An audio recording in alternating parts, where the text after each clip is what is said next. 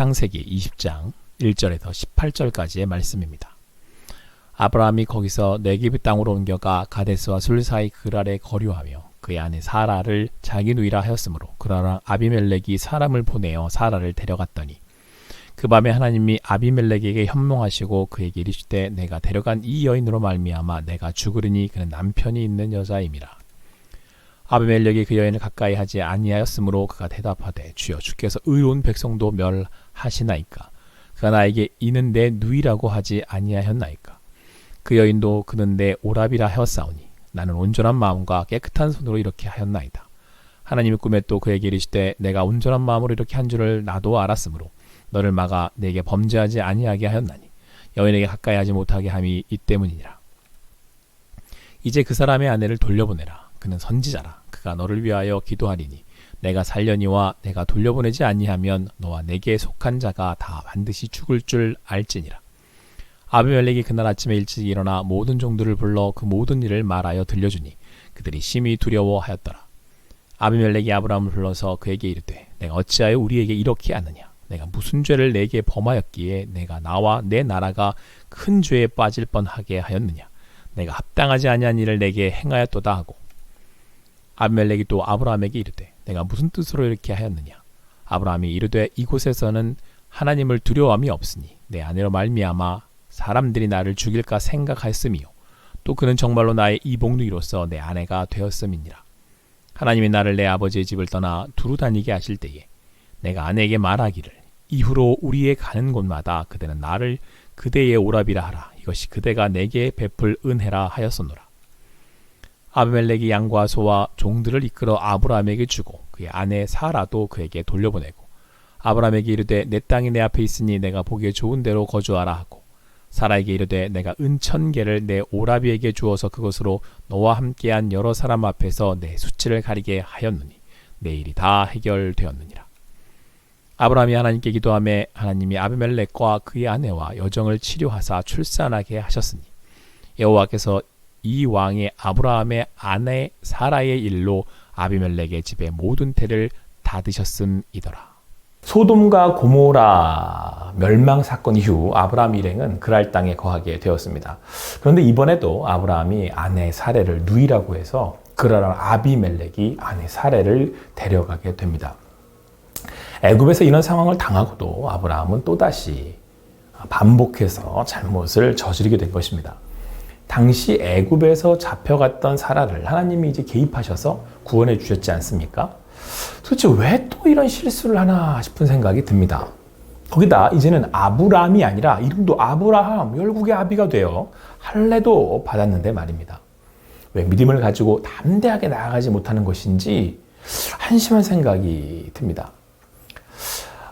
하지만 그러나 아비멜렉은 하나님의 경고하심을 듣고 이제 사례를 이번에도 돌려보내게 되는데요. 아브라함에게 왜 아내를 누이라고만 이야기해서 본인을 난처하게 만들었는지를 이제 묻습니다. 하나님을 신뢰하지 못했음을 믿지 않는 아비멜렉을 통해서 이제 책망 받는 것 같습니다. 우리가 믿음이 없을 때 우리는 세상으로부터 이제 수치를 당하게 될 수 있다라는 것입니다. 이때 아브라함은 이 천수를 따지고 보면 실제로 사라가 자신의 누이이기도 하다라고 이야기합니다. 무엇보다 당신들은 하나님을 두려워함이 없다고 이야기하는데요.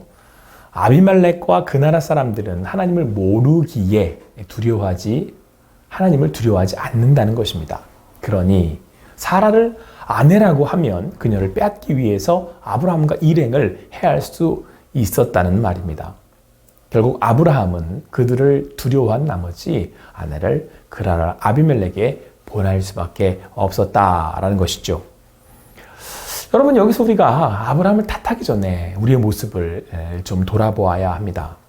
우리 역시도 믿음으로 살아가려고 하지만 세상의 큰 벽 앞에서 좌절하고 낭망하고 그래서 때로는 두려워 주저앉는 경우들이 있기 때문입니다. 그런데 여러분, 여기서 재밌는 사실은 성경이 이 비슷한 사건을 상황만 바뀌었지, 그러니까 장소만 바뀌었을 뿐이지 애굽에서도 한 번, 그러니까 지금 그랄에서도 한 번, 두 번이나 같은 상황들을 기록하고 있다는 것입니다. 자, 그렇다면 굳이 왜 똑같은 사건을 두 번이나 반복해서 보여줄까요? 창피하게. 이렇게 같은 일로 자꾸 실수하는 걸 보면서 아브라함의 믿음 없음과 연약함을 드러내 보여주시고자, 수치스러움을 보여주시고자 하는 걸까요? 그래서 이러면 안 된다. 반면교사 삼고 너희도 조심해라. 믿음으로 나아가야 된다라는 것을 강조하시고자 했던 것이겠습니까? 자, 그런데 그렇게만 보기에는 이 사건이 아들 이삭 때에 일어서도 또한 일어나고 있다는 것을 우리는 알 수 있습니다. 그때도 아비멜렉이 이삭의 아내 리브가를 데려가려고 하자 이삭 역시 아버지 아브라함이 그랬던 것처럼 가족이 죽임을 당할까 두려워서 아내를 누이라고 말하게 됩니다. 이렇게 보게 되면 성경이 단지 인간의 죄인됨과 연약함만을 단정지어 말하려는 것이 아니다라는 것을 우리가 알 수 있죠. 그러니까 당시 상황이 어땠는지를 우리에게 나타내 보여주고자 한다는 것을 깨닫게 됩니다. 자, 보세요. 당시 절대 권력을 가진 이 왕 앞에서 일개 족장인 아브라함과 이삭은 큰 세력이 아니었고 그곳에서 살아가고 있는 그들로서는 그런 현실의 벽 앞에서 돌아갈 수밖에 없는 상황이었다는 것을 보여주고 있다는 사실입니다. 여러분, 지금 우리도 실제 현실의 삶을 살아갈 때 어쩔 수 없는 일들이 일어나고 있다는 것입니다. 나는 믿음으로 살아가려고 해보지만 이런 큰 현실의 별 앞에 좌절하고 때로는 돌아가게 된다는 것이죠. 오늘 말씀에서도 왜 이렇게 누이라 했느냐고 반문하는 아비멜렉에 아브라함은 당신들은 하나님을 모르니 말을 해봐야 받아들여지지 않았을 것이라고 말하고 있습니다. 일개 한 부족의 하나님을 나라의 왕들이 알지도 못하지만 알려고도 하지 않는다는 겁니다. 아브라함은 하나님을 믿음으로 살아가고 있었지만 이런 위험과 위기에 노출되어 있어 해를 입을 수 있었기에 이처럼 때로는 힘들고 두려워하면서 살아가야 하는 상황임을 성경은 우리에게 말씀해 주고 있습니다. 이건 지금 우리에게도 마찬가지입니다.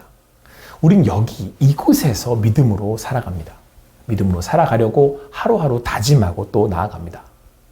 그러나 세상에 힘을 가진 자들은 하나님이 어디 있냐고 반문하기도 하고 우리가 하나님은 잘 알지도 못합니다. 우리가 부딪히게 되는 현실의 벽은 때로 너무 높고 우리를 두렵게 합니다. 그럴 때마다 우리 역시 아브라함처럼 움츠러들고 피하게 되죠. 아브라함은 위기를 피하고자 아내를 보내야 했습니다. 그런데 하나님이 그러나 아비멜렉의 꿈에 나타나셔서 남편이 있는 여자니 너는 건드리면 내게 속한 모든 이들은 죽게 된다고 하셨습니다. 아브라함은 선지자라 왕인 너를 위해서 기도해 줄 것이며 그러면 내가 살 것이라고 말씀하셨습니다. 아비멜렉은 아브라함이 원하는 곳에 거주하는 것뿐 아니라 재물까지 더해서 아브라함의 일행을 고이 보내주게 됩니다. 하나님은 이런 아브라함과 이삭의 반복되는 실수에도 나무라시거나 책망하시지 않으셨다라고 하는 사실입니다. 오히려 성경은 하나님이 그 아브라함을 지켜주셨다고 말씀하고 있습니다. 이때 아브라함이 하나님께 기도하자 하나님이 아비멜렉과 그의 아내와 여종을 치료하셔서 출산하게 하셨습니다. 왜냐하면 사라의 일로 아비멜렉의 집의 모든 태를 닫으셨기 때문입니다. 이제 그들도 하나님을 알게 되었습니다. 하나님은 왕중의 왕이시며 역사의 주관자라는 사실을 말입니다. 그리고 하나님이 자신의 사람들의 기도를 통해서 자신의 사람들을 통해서 축복하시고 역사하신다는 것을 경험하게 되었습니다. 할렐루야. 하나님이 우리를 통해서 세상 가운데 자신을 드러내 보이시고 역사하십니다. 세상에 우리의 능력 되시는 하나님을 알게 되는 것입니다. 여기서 우리는 하나님께서 아브라함과 사라를 보호하시는 이유가 바로 그들의 후손에 있음을 알 수 있습니다. 아브라함이 받은 약속으로 큰 민족을 이루고 복의 근원이 될 것이며 열방의 구원을 받게 될 것이라고 말씀하셨습니다.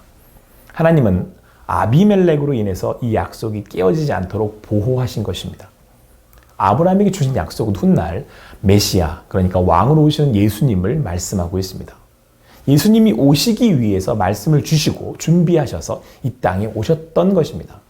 하나님은 구원의 약속을 성취하십니다. 지금도 성취해 가고 계십니다. 아브라함에게 그랬던 것처럼 지금도 약속의 복음으로 구원하시고 믿는 이들 인도하신다는 말씀입니다. 하나님의 나라를 이루어 가십니다. 바로 여러분과 저를 통해서 말입니다. 사랑하는 성도 여러분, 우리 역시 아브라함처럼 두려워하고 같은 잘못을 반복할 수 있습니다. 그러나 우리가 일어나서 다시 나아가는 것은 우리 안에 아브라함에게 주셨던 말씀의 씨가 동일하게 주어져 있기 때문입니다. 구원의 말씀이신 예수 그리스도가 바로 여러분과 제 안에 있기 때문에 그렇습니다. 다시 일어납시다. 비록 도저히 감당할 수 없는 상황 가운데 넘어졌다 하더라도 약속의 말씀 예수 그리스도를 의지함으로 일어나 나아갑시다. 하나님께서 우리의 수치를 가리시고 부족함을 채워주시며 쉴만한 곳으로 인도하실 것입니다. 믿는 여러분과 저를 통해서 이 땅 가운데 그리고 찾아오는 그날 그들 가운데 하나님의 살아 역사하심을 나타내 보이실 것입니다. 오늘도 그 약속의 말씀으로 나아가는 여러분과 제가 되기를 간절히 소망합니다.